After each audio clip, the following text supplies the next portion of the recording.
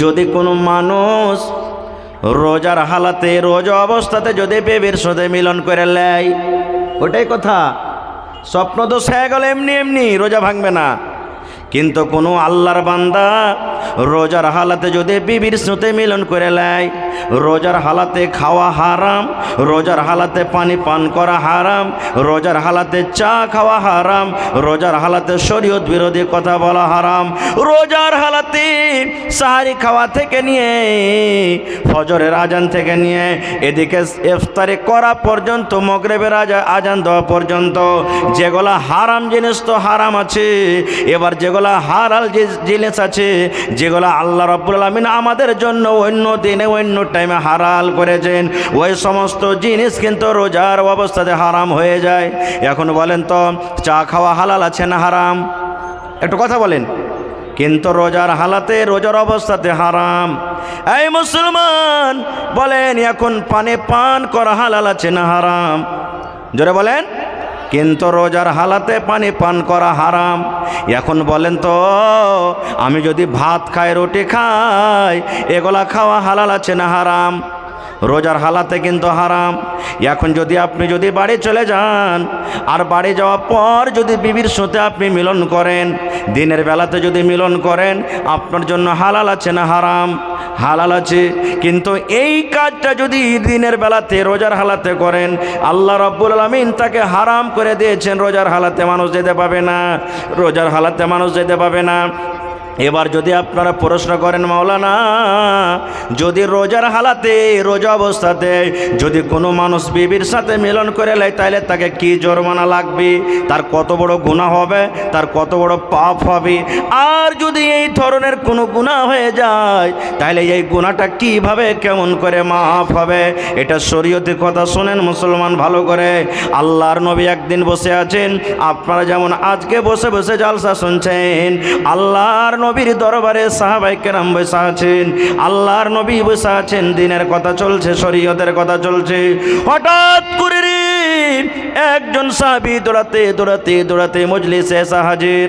এবার রাসূলকে বলছেন, ইয়া রাসূলুল্লাহি জানাইতো, ইয়া রাসূলুল্লাহি ওয়াকাতু আলা ইমরাতি ওয়া আনা সায়েম। আল্লাহ রাসূল গো, আমার দ্বারাতে খুব বড় গুনাহ হয়েছে, পাপ হয়েছে গো নবীজি। আমি খুব একটা বড় গুনাহ করে ফেলেছি, আমার দ্বারাতে খুব একটা বড় ভুল হয়েছে। যে ভুলটা আমাকে করতে হতো না, যে ভুলটা করার জন্য আল্লাহ রাসূল নিষেধ করেছেন, কিন্তু নবী গো, আমি নিজকে থামতে না পেরে আমি একটা খুব বড় ভুল করে দিয়েছি। কি ভুল গো নবীজি? ওয়াকাতু আলা ইমরাতি, আমি নিজের বেবের ওপরে সওয়ার হয়ে গেছি, মানে বেবের ওপরে আমি বসে গেছি। ওয়ানা সাইমুন, আর আমি রোজার হালাতে নবী গো, আমার দ্বারাতে এটা ভুল হয়েছে। নিজের বিবির সাথে আমি মিলন করে নিয়েছি, নিজের বিবির সাথে আমি হামবিস্তারি করেছি, আমি নিজের বিবির সাথে সহবাস করেছি। এটা আমার দ্বারাতে ভুল হয়েছে নবী গো, ভুল হয়ে গেছে। রাসূল বলেন, ও রোজার হালাতে তোমার স্ত্রীর সাথে তুমি মিলন করেছো না? তো জি। এবারে যখন কথাটা শুনলেন, আল্লাহর নবী তিনখানা তাকে অপশান দিয়ে দিলেন। ও আমার সাহাবী, শুনে নাও, এই হাদিসটা শুধু ওই সাহাবীর জন্য নয়, কিয়ামত পর্যন্ত যত আল্লাহর বান্দা বান্দে জমিন আসবে সকলের জন্য এটা মাসলা ফতোয়া। এই মুসলমান, যদি আপনাদের দ্বারা তো এরকম জীবনে কোনো ভুল হয়ে থাকে, আপনাকে এভাবে জরিমানা আদায় করতে হবে। যদি এই মতো জরিমানা আপনি আদায় না করেন, তাহলে হতে পারে কিয়ামতের দিন আল্লাহর দরবারে আপনাকে ধরা পড়ে যাবেন। কিয়ামতের দিন আল্লাহর দরবারে হিসাবের কাঠ ঘরাতে দাঁড় করে আল্লাহ হিসাব নেবেন। কি জরিমানা? আল্লাহ রাসূল তাকে বললেন, সাহাবী রে, তুমি যে ভুল করেছো রে বাবা, তোমার দ্বারাতে যে গুনাহটা হয়েছে, এই গুনাহটা অতক্ষণ পর্যন্ত আল্লাহ রাব্বুল আলামিন ক্ষমা করবেন না। তোমার এই গুনাহটা অতক্ষণ মাফ হবে না যতক্ষণ পর্যন্ত তুমি জরিমানা আদায় না করবে, যতক্ষণ পর্যন্ত তুমি কাফারা না দিবে, যতক্ষণ পর্যন্ত তুমি জরিমানা না দিবে, যতক্ষণ পর্যন্ত তুমি কাফারা না দিবে, অতক্ষণ পর্যন্ত তোমার এই গুনাহটাকে আল্লাহ রাব্বুল আমিন মাফ করবেন না। সে সাহাবী বলছেন, ইয়া রাসূলুল্লাহ, হে আল্লাহ রাসূল গো, কাফারা কি আমাকে লাগবে, জরিমানা কি লাগবে, একটু দয়া করে বলেন। আল্লাহ রাসূল বললেন, সাহাবী রে, যাও তুমি বাড়িতে চলে যাও। এই রোজার হালাতে তুমি যে তোমার বিবির সাথে তুমি মিলন করেছো, রোজার হালাতে তুমি তোমার স্ত্রীর সাথে যে মিলন করেছো, এই গুনাহটা মাফ করতে গেলে তোমাকে এক টানাতে 2 মাস রোজা রাখতে হবে। কতদিন? কতদিন রোজা রাখতে হবে? জোরে বলেন। সেই সাহাবী যখন শুনলেন, আল্লাহ রাসূল বললেন, সাহাবী রে, তুমি রোজার হালাতে ভুল করেছো, রোজা হালাতে তোমার বেবের সাথে তুমি মিলন করেছো।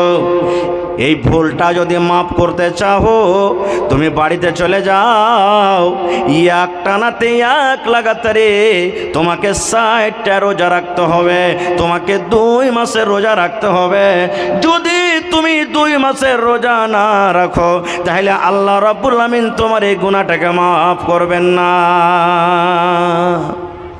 যখন কথাটা বলা, সে সাহাবী তখন বলছেন, হুজুর, 1 মাস রোজা করতে যায় ব্যাপারটা এরকম, ভুল করে বসে আছি, আর 2 মাসের রোজা কেমন করে করবো, এটা সম্ভব নয়, না পারবো না। এটা 1 মাস রোজা করতে গিয়ে মনটাকে থামতে পারলাম না, এরকম ভুল কাজ করে বসে আছি, আর 2 মাস রোজা কেমন করে করবো, না, এটা আমার দ্বারাতে সম্ভব নয়, এটা পারবো না। খুব আল্লাহ রাসূল বলছেন, পারবে না, না তো না। এবার নবী বললেন, ওরে আমার সাহাবী শুনে নাও, 2 মাস তুমি যদি রোজা করতে না পারো, তুমি বাড়িতে চলে যাও, একটা গোলাম তুমি আজাদ করে দাও, একটা চাকরকে আজাদ করে দাও, একটা গোলাম কিনে তুমি আজাদ করে দাও। যত টাকা লাগবে, লাখ টাকা লাগুক, 50,000 লাগুক, 10,000 লাগুক, 5,000 লাগুক, 40,000 লাগুক, যত টাকা লাগবে, একটা চাকর একটা গোলাম কিনে তুমি আজাদ করে দাও। এই যে কাজটা যদি করতে পারো রে বাবা, আল্লাহ রাব্বুল আমিন তোমার গুনাহকে মাফ করে দিবেন। এবার সেই সাহাবী বলছেন, ইয়া রাসূলুল্লাহ, আমি গরিব মানুষ, এত টাকা জীবনে কোনোদিন চোখে দেখিনি, আমার কাছে টাকা নাই, গোলাম কিনতে পারবো না, গরিব মানুষ আমি, গোলাম কেনার আমার ক্ষমতা নাই, কেমন করে গোলাম কিনবো, আমি গোলাম কিনতে পারবো না গো নবীজি, আমার গোলাম কেনার ক্ষমতা নাই। তাইলে গোলামও কিনতে পারলেন না, আর 2 মাস রোজাও রাখতে পারলেন না, দুটা শেষ। 3 নম্বরে নবী বললেন, বাবারে, যদি তুমি 1 নম্বরে গোলাম আজাদ করতে না পারো, 2 নম্বরে যদি এক টানাতে 2 মাসের রোজা না রাখতে পারো, 3 নম্বর তোমাকে অপশন দিলাম, 3 নম্বর তোমাকে কাফারা আদায় করতে হবে। 3 নম্বরে তোমাকে শরীয়তের জরিমানা হলো, বাড়িতে চলে যাও, আর 60টা ফকিরকে মিসকিনকে খুঁজে খুঁজে খানা খাইয়ে দাও। মালদারকে খেতে হবে না, ধনীর ওকে দাওয়াত দিতে হবে না, মালদার টাকাওয়ালাকে তোমাকে ডাকতে হবে না। যারা সমাজের মধ্যে যারা মিসকিন, সমাজের মধ্যে যারা মিসকিন, সমাজের মধ্যে যারা ফকির, ওই সমস্ত মিসকিনকে ডেকে ডেকে ডেকে 60টা মিসকিনকে তুমি খানা খাইয়ে দাও। 60টা মিসকিনকে যদি খানা খাওয়াইতে পারো, আল্লাহ রাব্বুল আমিন তোমার এই গুনাহকে মাফ করে দিবেন। তখন সেই সাহাবী বলছেন, হুজুর, কদিন থেকে নিজেই খাইতে পাইনি, তো কাকে খাওয়াবো? কি বলছেন? হাদিসের কথা, গল্প নয়। কি বলছেন? নিজেরই পেটে দানা নাই নবী সাহেব, কাকে খাওয়াবো? এটাও আমার সম্ভব নেই, পারবো না। তাহলে গোলামও আজাদ করা হইল না, 2 নম্বরে রোজাও করা হইল না, 3 নম্বর মিসকিনকে খাওয়ার দেওয়া হলো না। এবার কি হবে? বসে আছেন, বাবা চিন্তা করছেন আল্লাহ কি হবে। ইতিমধ্যে হঠাৎ করে একজন সাহাবী 1 বস্তা খাজুর, 1 বোঝা খাজুর, 1 বোরা খাজুর আল্লাহ নবীর দরবারে হাজির করে দিয়েছেন। ইয়া রাসূলুল্লাহ, এই খাজুর আমি নিয়ে আসলাম বাড়ি থেকে, আপনাকে দিয়ে দিলাম, আপনার যা ইচ্ছা খাজুর আপনি তাই করেন। এবার খাজুরের যখন বোরা নবীর পাঞ্জরে হাজির হয়ে গেছে, একটা লোক যখন অন্য সাহাবে জমা করে দিলেন, এবার রাসূল বলছেন, আইনা সায়েল, এ সায়েল করে, এই সাহেল কই, ওই সাহেলটা আমাকে প্রশ্ন করেছে, ওই সাহেলটা কই। এবার সাহেল দাঁড়িয়ে গেলেন, ইয়া রাসূলুল্লাহ আমি এখানে আছি। আল্লাহ রাসূল বললেন, ও আল্লাহর বান্দা, তুমি একটা গোলাম আজাদ করতে পারবে না, গোলাম আজাদ করার তোমার ক্ষমতা নাই। 2 নম্বরে তুমি রোজাও রাখতে পারবে না। 3 নম্বরে তুমি ফকির মিসকিনকে খানা দিতে পারবে না। তাহলে বাবারে, এই 1 বস্তা খাজুর তোমাকে আমি দিলাম, এই 1 বস্তা খাজুর তুমি নিয়ে চলে যাও, আর ফকিরকে খুঁজে খুঁজে 60টা ফকিরকে মিসকিনকে তুমি খানাটা দিয়ে দাও।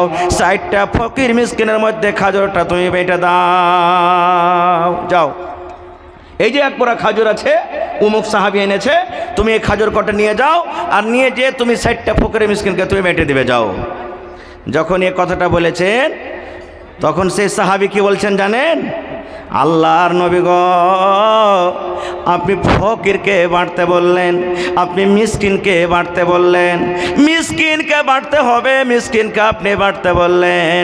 আল্লাহর নবী গো, আমি আল্লাহর কসম করে বলি, আমার মনে হয় এই গোটা মদিনার যদি গ্রামে গ্রামে বাড়িতে বাড়িতে খোঁজ লওয়া হয়, তাহলে আমার থেকে মনে হয় মদিনাতে আর কোনো গরিব নাই। সব থেকে আমি বড় গরিব, সব থেকে আমি বড় মিসকিন ফকির, আমার থেকে বড় আর গরিব কেউ নাই। তাহলে এবার বলেন, আপনি তো গরিবকে বাঁটতে বললেন, আর আমার থেকে গরিব বেশি কেউ নাই, তো আমি কাকে বাঁটবো নবী? এবার আপনি ফয়সালা করেন, কাকে বাঁটবো আমি? যখন কথাটা আল্লাহ রাসূল মুচকি মেরে একটু হাসলেন, ওর কথাটা শুনে মুচকি মেরে হাসলেন। হাসার পর বলেন, যাও যাও যাও যাও যাও, তোমার ছেলে মেলে তুমি খাবে, যাও যাও যাও যাও, তুমি যাও, তোমার ছেলে মেলে খাবে।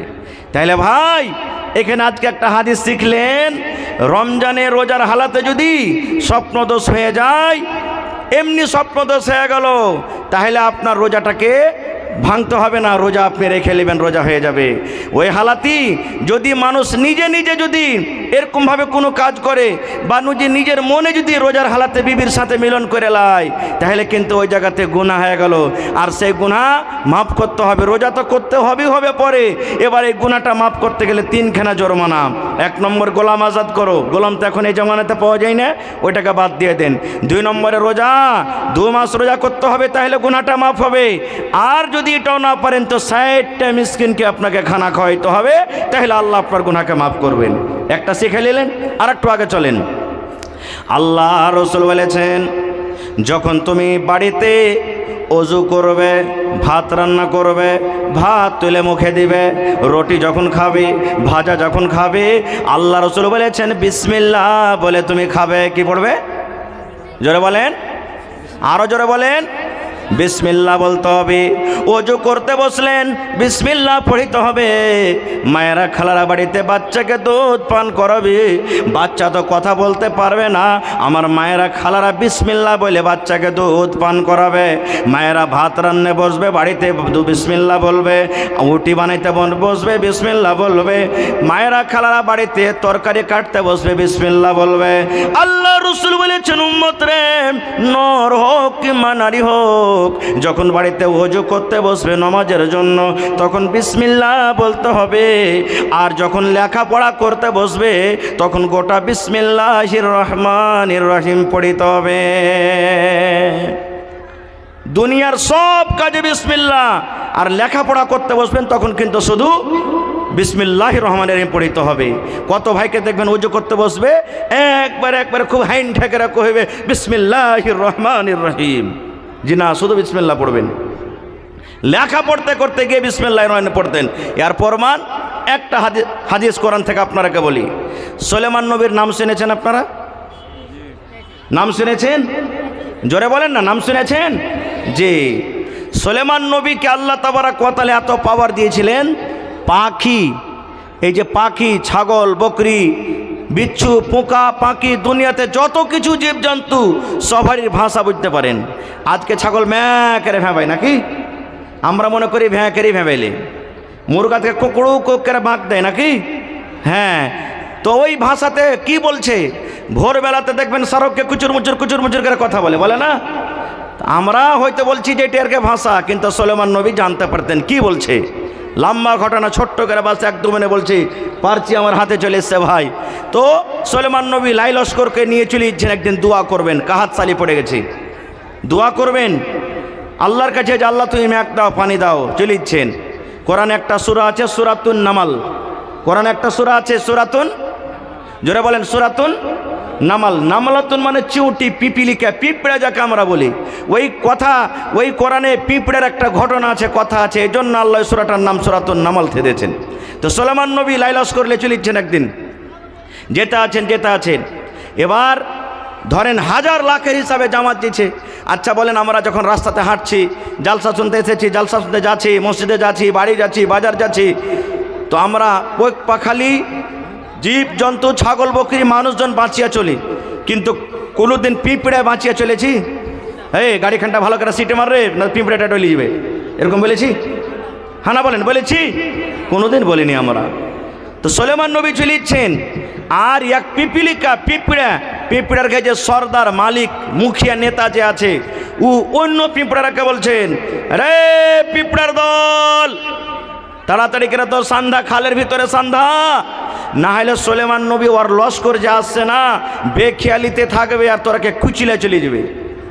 পিঁপড়ার কথাটা সত্য না মিথ্যা? জোরে বলেন, পিঁপড়ার কথাটা সত্য না মিথ্যা? কোরআনের কথা বলছে, কোনো মিথ্যা নয়। পিঁপড়াটা কি বলছে নিজের কমকে, পিঁপড়ার জামাত, পিঁপড়ার দল, তাড়াতাড়ি করে নিজের খালে তোরা ঢুক, না তো সুলেমান নবী ওর কম আসছেন, একবারে বেখেয়ালি থাকবে, কুচিলে চলে যাবে, তোমরাকে কিচ্ছু খুঁজে পাওয়া যাবে না। সুলেমান নবী মুচকি মেরে হেসে বলছেন, এই দাঁড়াও, আর আগে বেড়বে না, খবরদার কেউ আগে বেড়বে না, ওখানে দাঁড়িয়ে গেলেন। কারণ ওই পিপিলিকার কথা বুঝে নিলেন সুলেমান নবী বুঝে নিলেন যে আমাকে দেখে কত ভয় পেয়েছে তারা, আমার কমকে দেখে, আমার সৈনিককে দেখে, যে নিজের কমকে বলছে তোরা খালে ঢুক না তো ডুবে যাবি, শেষ কথা আমি ওদিকে যাবো না। এবারে সুলেমান নবী হাজিরি নিতে শুরু করলেন। আজকে মাদ্রাসাতে, স্কুলে যখন ছেলেমেয়েরা পড়ালেখা করে, মাস্টার মৌলানারা, মৌলভী সাহেবেরা হাজিরি লেখিলেন না বাচ্চারকে। আপনি দিল্লি পাঞ্জাব খাটতে গেলেন, যে স্যাট থাকে, সভারই মালিক থাকে, দফাদার না কি বলে ওকে, হ্যাঁ দফাদার, হাজিরি লেখিলেন যে আমার 15টা সাথে লোক এসেছে, কয়টা আছে কয়টা নাই। তো সুলেমান নবী হাজিরি নিতে লাগলেন। হাজিরি নিতে একটা পাখি কিন্তু গায়েব আছে, পাখিটার কিন্তু কোনো খবর নাই, পাখিকে দেখতে পাওয়া যায় না। আচ্ছা, সূরাতুন নামাল যদি কেউ পড়ে থাকেন, আপনারা সামনে থেকে বলছি, বলেন তো সেই পাখিটাতে আল্লাহ কোরআনে কি নাম দিয়েছেন? জোরে বলেন। হ্যাঁ আল্লাহ, এখানে যদি আমি বলি যে অমুক ভোজপুরি ফিল্মে কয়টা আছে যে গান, একবারে মাথাতে হাত দিয়ে পট করে বলে যে কলকটের মতন করে দেখবেন। সূরাতুন নামালে আল্লাহ বলছেন ওই পাখিটার নাম হলো হুদহুদ পাখি। পাখিটার নাম কি? জোরে বলেন, শিখেলেন পাখিটার নাম কি? হ্যাঁ, যারা বুড়া বুজুর্গ আপনারা শিখেলেন, এটাকে সওয়াল হলো, কোনো বেটা ছেলেকে দেখতে যাবে না, এই পড়ালেখা করেছি, কোরআনে পড়েছে না তো? হ্যাঁ, কোরআনের ভিতরে কোন একটা পাখির নাম আছে বলো তো সূরাতুন নামালে? হ্যাঁ, হুদহুদ পাখির নাম। হুদহুদ পাখিকে কিন্তু দেখতে পাওয়া যায় না। যখন পাখি নজর আসে না, এবার সুলেমান নবী বলছেন, কই হুদহুদ পাখি, পাখি তুই কোথায় গেলি রে, পাখি তুই কোথায় গেলি, আমাকে তুই বলে গেলি না। হুদহুদ পাখি কোথায় চলে গেল? এবার সুলেমান নবী কসম খেয়ে বলছেন, এরা হুদহুদ পাখি তুই শুনেলে, যদি তুই ভালো খবর আমার কাছে আনতে পারলে তোকে রেহাই করব, যদি ভালো মতন সত্য খবর যদি আমার কাছে আনতে পারিস তোকে ছেড়ে দেব, আর যদি তুই ভালো খবর আমার কাছে আনতে না পারিস তাহলে তুই আমাকে ফাঁকি দিলে, আর ফাঁকি দেওয়ার সাজা তোকে আমি খুব কঠোর সাজা দেব, আর না তো তোকে দুনিয়া থেকে আমি বিদায় করে দেব, তোকে কাতাল করে দেব। বলছে পাখি তুই কোন জায়গাতে আছিস শুন, ভালো মতন যদি খবর আনতে পারিস তো ঠিক আছে, আর যদি ভালো খবর আনতে না পারিস, বাহানা দিস, আমাকে ফাঁকে দিস, তাহলে তোকে আমি কঠোর সাজা দেব, আর না হলে তোকে জবাই করে দেব। একবারে সুলেমান নবী বলে দিলেন। এই করতে করতে হুদহুদ পাখি এসে হাজির হয়ে গেল, মজলিসে হাজির হয়ে গেল। যখন হাজির হয়ে যাওয়া, এবার সুলেমান নবী বলছেন, হুদহুদ তুই কোথায় গেছিলি বল, আমাকে না জানিয়ে তুই কোথায় গেছিলি বল, বল হুদহুদ তুই কোথায় গেছিলি, বল রে হুদহুদ কোথায় গেছিলি, কোন কারণে কোন জায়গাতে গেছিলি। এবার হুদহুদ পাখি নিজের ভাষাতে সুলেমান নবীকে বলতে লাগলেন। এবার বলেন সে পাখির ভাষা সুলেমান নবী বুঝতে পারবেন না পারবেন না? জোরে বলেন পারবেন না পারবেন না? কেন পারবেন? আল্লাহ পাখির ভাষা শোনার বোঝার জন্য সুলেমান নবীকে আল্লাহ মুজিজা দিয়েছিলেন। এইবারে পাখি বলতে লাগলো, সুলেমান নবী আমি আপনার রাজ্য আপনার দেশ থেকে অনেক দূরে একটা দেশ আছে মুলকে সাবা, সাবা দেশে আমি চলে গেলাম। ওরে আল্লাহ ওই সাবা দেশের মালিক, সাবা রাজ্যর মালিক, ওইখানকার যে সর্দার, ওইখানকার যে মুখিয়া কিংবা ওইখানকার যে রাজা, ওখানকার রাজা ওইটা পুরুষ নয়, সেটা হলো একজন মহিলা। তার নাম বিভিন্ন নাম দিয়েছে, তার মধ্যে একটা নাম দিয়েছে ওই রাজ্যের মালিক হলো কে? বিলকিস, তার নাম বিলকিস। বিলকিস মুলকে সাবার মালিক। আজকে যেমন আমাদের বিহারের মালিক হলো কে? শ্রী নীতিশ কুমার নাকি? তো বলছে ওই দেশের রাজা হলেন কে? মহিলা একটা বিলকিস। কিন্তু বাদশা শোনেন, সুলেমান নবী আর একটা শোনেন, মহিলা তো ওই দেশের রাজা, ওই দেশের বাদশা, কিন্তু সাথে সাথে আল্লাহর পূজা করে না, আল্লাহকে মানে না। সেই চাঁদকে আল্লাহ মানে, সূর্যকে আল্লাহ মানে, আসমানকে আল্লাহ মানে, পাথরের পূজা করে, আল্লাহর পূজা করে না, গায়রুল্লাহর পূজা করে। আমি নিজের চোখে দেখে বুঝে এলাম।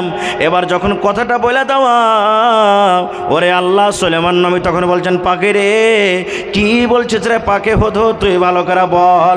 বলছে হ্যাঁ জাহাপানা আমি এটা চোখে দেখে এলাম। সুলেমান নবী আমি নিজের চোখে দেখে এলাম যে ওই মুলকে সাবার মালিক, মুলকে সাবার বাদশাহ হলো বিবি বিলকিস, ওখানকার মহিলা। আর ওই মহিলা আল্লাহকে মানে না, ওই মহিলা আল্লাহর পূজা করে না, গায়রুল্লাহর পূজা করে। যখন বলছেন যে তুই ঠিক বলছিস না, তো হ্যাঁ বলছে আর প্রমাণ তোকে দিতে হবে। বলছে হ্যাঁ দিয়ে দিব। বলছে কি? একটা চিঠি নিয়ে যা। ইসলামের কতখানি কাজ করছে ভাই মুসলমান দেখেন। সুলেমান নবী বলছেন তোকে চিঠি লিখে দিব, তুই নিয়ে যেতে পারবি? বলছে হ্যাঁ চলে যাব। বলে ঠিক আছে যা। এবার সুলেমান নবী চিঠি লিখতে লাগলেন। চিঠি লেখো, ইন্নাহু মিন সুলাইমানা ওয়া ইন্নাহু বিসমিল্লাহির রহমানির রহিম। গোটা কোরআন মাজিদ খুলে দেখবেন, গোটা কোরআনের শুরুতে প্রথমে বিসমিল্লাহ, বিসমিল্লাহির রহমানির রহিম লেখা আছে, বিসমিল্লাহির রহমানির রহিম লেখা আছে, বিসমিল্লাহির রহমানির রহিম লেখা আছে। কিন্তু সূরাতুন নামলে দেখবেন ওই সূরার ভিতরে দুটা বিসমিল্লাহির রহমানির রহিম আছে। একটা কোরআনের শুরুতে বিসমিল্লাহির রহমানির রহিম আছে, আর একটা ওই যে সুলেমান নবী বেলকেসকে চিঠি লিখেছিলেন, ওই বেলকেসকে চিঠি লেখার শুরুতে বিসমিল্লাহির রহমানির রহিম লেখা আছে। এই জন্য কোরআনে ওই সূরাতুন নামালের ভিতরে একটা বিসমিল্লাহ আপনি পাবেন, মানে সূরাতুন নামালে দুটা বিসমিল্লাহ লেখা আছে। ওদিকে আমি আর যাব না, মেলায় ঘটনাটা লম্বা আছে, আল্লাহ বাচ্চারাকে ইনশাল্লাহ কোনোদিন বলবো। বলার উদ্দেশ্য হলো এই যে আপনি যখন লিখতে পড়তে বসবেন তো বিসমিল্লাহির রহমানির রহিম বলে শুরু করবেন।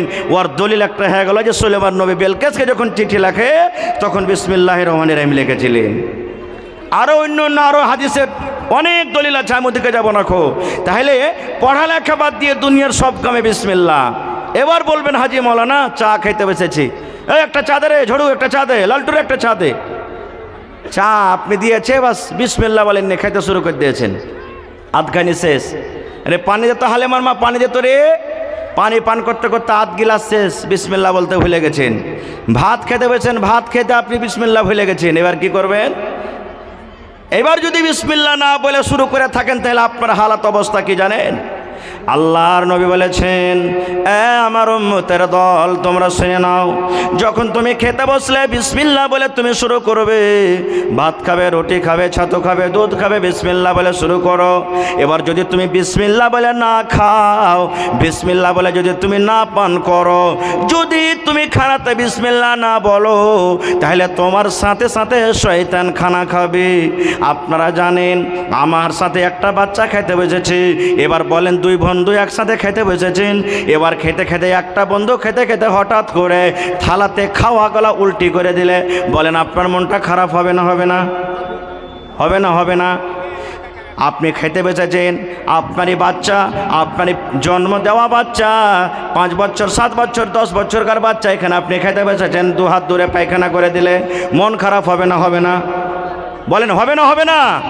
এই মুসলমান, যদি এরকমভাবে দুনিয়াতে মন খারাপ হয়, তাহলে নবীর হাদিস একটু শুনেলেন। আল্লাহ রাসূল বলেছেন, উম্মতরে, যদি তুমি বিসমিল্লাহ বলে খানা না শুরু করো, তোমার সাথে সাথে শয়তান খাবে। শুধু খাবে না রে, খাবে না, ওই শয়তান যা নিজে খাবে থালা থেকে, তোমার থালিতে আবার উল্টে বমি করবে, তোমার থালিতে উল্টি করবে, আর সাথে সাথে ওগুলা তুমি আবার ওই শয়তানের উল্টি করা গলা নিজের পেটের ভিতরে ভরবে, যেটা তুমি নিজের চোখে দেখতে পাও না। এবার যদি বলেন মাওলানা বিসমিল্লাহ বলতে ভুলে গেলাম, এবার অর্ধেক খাওয়া হয়ে গেল, 3 ভাগের 1 ভাগ খাওয়া হয়ে গেল, 4 ভাগের 1 ভাগ খাওয়া হয়ে গেল, কিংবা গোটা পানি পান করা হয়ে গেল মাত্র 1 ঢোক আছে, গোটা গিলাসের দুধ পান করা হয়ে গেলে 1 ঢোক মাত্র আছে, কিংবা 1 লালা মাত্র 1 লোকমা ভাত আছে, এবার আমার বিসমিল্লাহ বলেনি, আমার মনে পড়ে গেল, এবার কি বলবো? আল্লাহ রাসূল বলেছেন, উম্মতরে, তুমি যদি বিসমিল্লাহ বলে খেতে বসেছো, আলহামদুলিল্লাহ। আর যদি তুমি বিসমিল্লাহ বলে খেতে বসনি, তুমি ভুলে গেছো, যদি খাওয়ার মধ্যখানে কিংবা শেষের দিকে তোমার যদি মনে চলে এলো আমি বিসমিল্লাহ বলতে ভুলে গেছি, রাসূল বলেছেন তুমি বিসমিল্লাহি আউয়ালুহু ওয়া আখিরুহু, তুমি এই দোয়াটা পড়ে নাও, বিসমিল্লাহি আউয়ালুহু ওয়া আখিরুহু। এই দোয়াটা যদি তুমি পড়ো, তাহলে তোমার সাথে সাথে যেগুলা শয়তান খেয়েছে, তোমার থালির বাইরে সে উল্টি করে তোমার থালি থেকে সে হটে যাবে। নারে তাকবীর। ভাই আমার, তাহলে আর একটা হাদিসের কথা বলে দিই, বাঁ হাতে খাওয়া কার কাজ? বাঁ হাতে খাওয়া কার কাজ? শয়তানের কাজ। কিন্তু কত ভাইকে দেখবেন চকে ইট ভাট্টি মুখে লিয়ে টানবে। ইট ভাট্টি বুঝেন তো? বুঝেন? বিড়ি সিগারেট, হ্যাঁ, মুখ দিয়ে টানবে, একবারে ধঁ ধঁ ধঁ ধঁ করে বাড়াইবে। এক তো বিড়ি সিগারেট খাওয়া জানতে পারছেন শরীয়ত বিরোধী কাজ, হারাম, ওপর থেকে বাঁ হাতে খাইবে, আরো হারাম। কত ভাইকে দেখবেন স্টাইল করে চা যে খাইবে, ডাইন হাতে চা খাইবে না, বাঁ হাতে খাইছে চা। এগুলো শয়তানের কাজ ভাই। বলার আশা ছিল যে ইনশাল্লাহ বলবো, কিন্তু ভাই আমাকে একটু লাইনটা, হ্যাঁ, এখানে ক্রসিং করতে হবে। আল্লাহ বাচ্চা রাখি, ইনশাল্লাহ বেছে নিয়ে কোনোদিন আলোচনা